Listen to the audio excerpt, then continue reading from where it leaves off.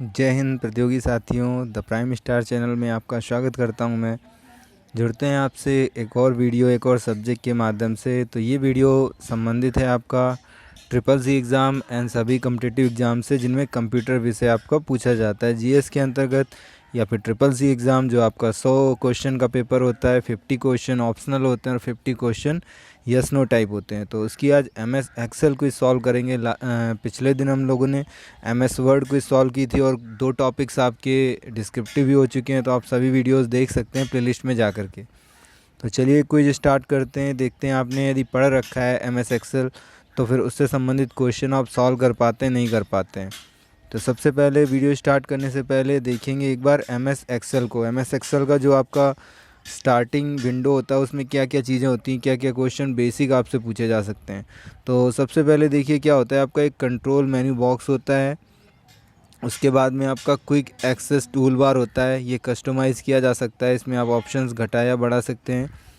फिर आपका क्या होता है, सबसे ऊपर क्या होता है वही भैया जैसे वर्ड में था आपका टाइटल बार। तो टाइटल बार होता है, यहाँ पर आपका एक रिबन कैटेगरी टैब होता है, यहाँ पे आपका रिबन कंट्रोल सेंसिटिव होते हैं, रिबन कॉन्टेक्स्ट सेंसिटिव। तो ये सेंसिटिव कॉन्टेक्स्ट के लिए चीज़ें होती हैं। और इधर है आपका हेल्प बटन होता है, क्वेश्चन मार्क लगा होता है हेल्प के लिए। और ये जो होता है ऑप्शन आपका एक्सपांड फार्मूला बार सबसे किनारे में। फिर इधर साइड अगर अपोजिट साइड आए तो ये वर्कशीट फ्रेम होता है यहाँ पर। और इसके नीचे जो आपका दिखा रहा है येलो सा क्या होता है, ये आपका सेलेक्ट ऑल बटन होता है, यहाँ पे आप सेलेक्ट ऑल कर सकते हैं चीज़ को। फिर जब ये आपका शाइन दिखाता है पूरा ब्लैक ब्लैक मीन्स ये क्या होता है आपका एक्टिव होता है। जो A1 लिखा हुआ है ये क्या होता है आपका नेम बॉक्स, आपका किस सेल में है, किस रो में, किस कॉलम में, ये दिखाता है आपका नेम बॉक्स से। और इसी के पास में आपका डायलॉग बॉक्स लॉन्चर है। यहाँ पे आप क्या कर सकते हैं, ये आपका कॉलम हेडिंग्स हैं ABCDEF, ये सब क्या हैं कॉलम हेडिंग्स हैं। और इसमें आपका जो खाली स्थान दिख रहा है FX लिखा हुआ है, इसके बाद में इंसर्ट फंक्शन बटन है आपका, यहाँ इंसर्ट फंक्शन बटन ही आपको दिख रहा है। और इसके साइड में जो जगह खाली है आपकी क्या फार्मूला बार है, यहाँ फार्मूला बार आपके फार्मूलाज आप यूज़ कर सकते हैं जो ऊपर दिखाई दे रहा है। यहीं पर आपके कैटेगरी ग्रुप्स होते हैं जो अलग अलग उसके लिए यूज़ होते हैं फंक्शंस के लिए। यहाँ की आपने सारी चीज़ें देख ली। अब थोड़ा सा नीचे की साइड आते हैं, ये आपका सबसे पहले रो हेडिंग्स हैं 1 2 3 4 5 6, ये सब क्या है रो की हेडिंग्स हैं, ये रोज़ हैं। और ऊपर क्या है कॉलम है ABCDEFGH। तो याद रखेंगे जो संख्या पड़ी हुई 1 2 3 4 ये सब क्या रो हैं, और ऊपर नीचे क्या है जो ABCD है सब कॉलम है। फिर ये आपकी क्या है स्प्लिट बॉक्सेज हैं, या स्प्लिट बॉक्सेज हैं यहाँ पर। और इन्हीं के साइड में क्या है आपके स्क्रॉल बार ऊपर नीचे या साइड में करने के लिए स्क्रॉल बार्स हैं आपके। और व्यू बटन है, व्यू बटन में कौन कौन से ऑप्शन है, नॉर्मल व्यू है, पेज लेआउट व्यू है, पेज ब्रेक प्रीव्यू है, या जूम। और आगे अगला ऑप्शन है आपका जूम स्लाइडर, जूम कर सकते हैं इससे आप डॉक्यूमेंट को कम या ज़्यादा। इसके बाद में आपका सबसे नीचे क्या होता है भैया स्टेटस बार होता है, स्टेटस बार है। और ये आपकी जो सीट 1 सीट 2 सीट 3 है, ये क्या सीट टैब्स हैं। और ये जो पूरा एरिया ये क्या कहलाता है वर्कशीट एरिया या वर्क स्पेस कहलाता है, यहाँ पे आप अपना काम करते हैं। तो ये आपका टोटल एमएस एक्सेल का स्टार्टिंग विंडो दिखाया गया आपको, इसके संबंधित जो ऑप्शंस थे वो बताए गए, आप अच्छे से और क्लियर कर सकते हैं, समझ सकते हैं यदि आपने पढ़ा हुआ होगा। तो चलिए अब क्विज स्टार्ट करते हैं अपना वीडियो। सबसे पहला क्वेश्चन है एक्सेल 2003 में रो की संख्या कितनी होती है। तो कितनी रोज़ होती हैं भैया आपको याद रखना पड़ेगा, बहुत बार एग्जाम में क्वेश्चन पूछा गया और इस क्विज़ में ही आपसे कई बार ये क्वेश्चन आएगा अलग अलग तरीक़ों से। तो संख्या कितनी होती है भैया याद कर लेंगे 65 536 6 5 5 3 6। तो 2003 या कोई भी हो आपकी उसमें कितनी होती है रो की संख्या 65 536। टेबल में केवल रो होती हैं मतलब पंक्तियाँ होती हैं, ऐसा है क्या? आपने अभी देखा कि रो भी होती हैं और कॉलम भी होते हैं, मतलब आपका ये क्या है आंसर गलत है। तो ये मतलब ऑप्शन गलत है, मतलब सही आंसर बी हो जाएगा।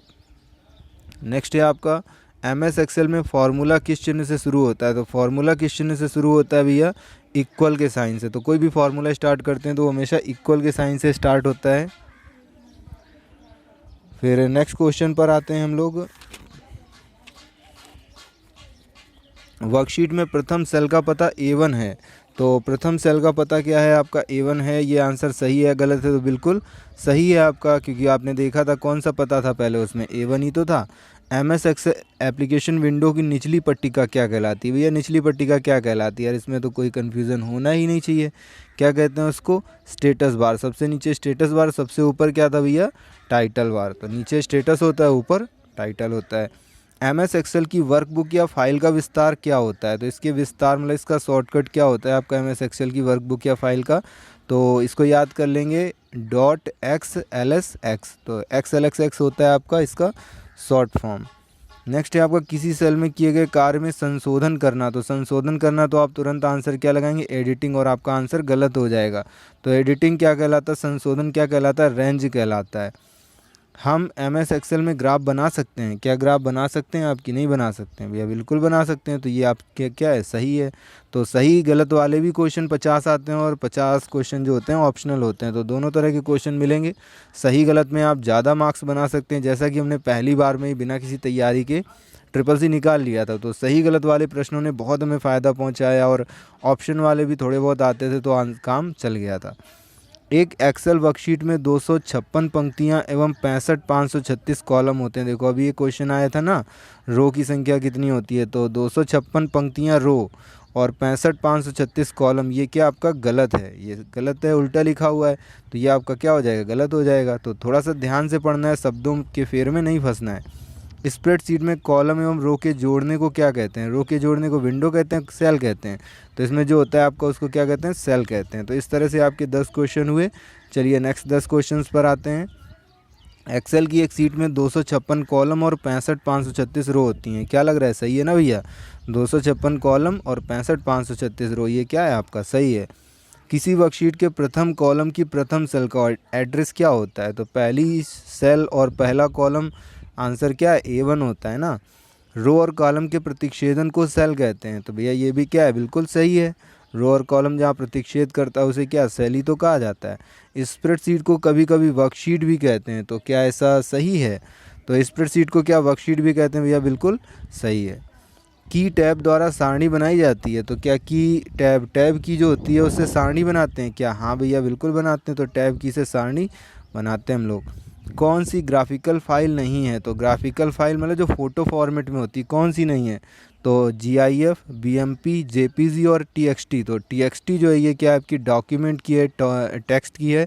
बाकी सभी फ़ोटो फॉर्मेट की आपकी ग्राफिकल फाइल्स के शॉर्टकट्स हैं। MS एक्सेल को किस नाम से जाना जाता है? Word processing program, presentation, spreadsheet programme, इनमें से कोई नहीं। तो वर्ड प्रोसेसिंग प्रोग्राम तो है नहीं। सही आंसर क्या है? Spreadsheet programme. किसी वर्कशीट का अंतिम सेल एड्रेस क्या होगा? अंतिम सेल कौन सा होगा भैया? जानते हो ना, कितनी होती हैं आपकी? 65,536। तो 65,536 यदि होती हैं तो इसका सही आंसर क्या हो जाएगा? N 65,536। A 256 मत लगा जाना, वो आपका गलत हो जाएगा। किसी वर्कशीट के प्रथम सेल का एड्रेस क्या होता है? तो कई बार बता चुके यार, कितना होता है? A1 होता है यार।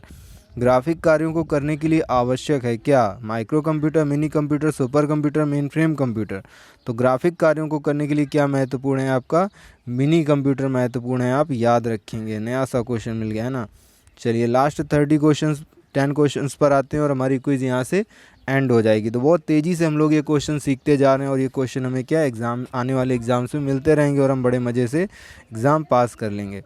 एक्सेल में वर्कशीट के समूह को क्या कहते हैं? तो जो एक्सेल होता है उसमें वर्कशीट के समूह को क्या कहते हैं भैया? वर्कबुक कहते हैं। वर्कबुक कहा जाता है उसे। बाकी सारे ऑप्शंस आपके गलत हैं। माइक्रोसॉफ्ट एक्सेल है क्या? एक स्प्रेडशीट, साधारण पेपर, वर्कशीट, या इनमें से कोई नहीं।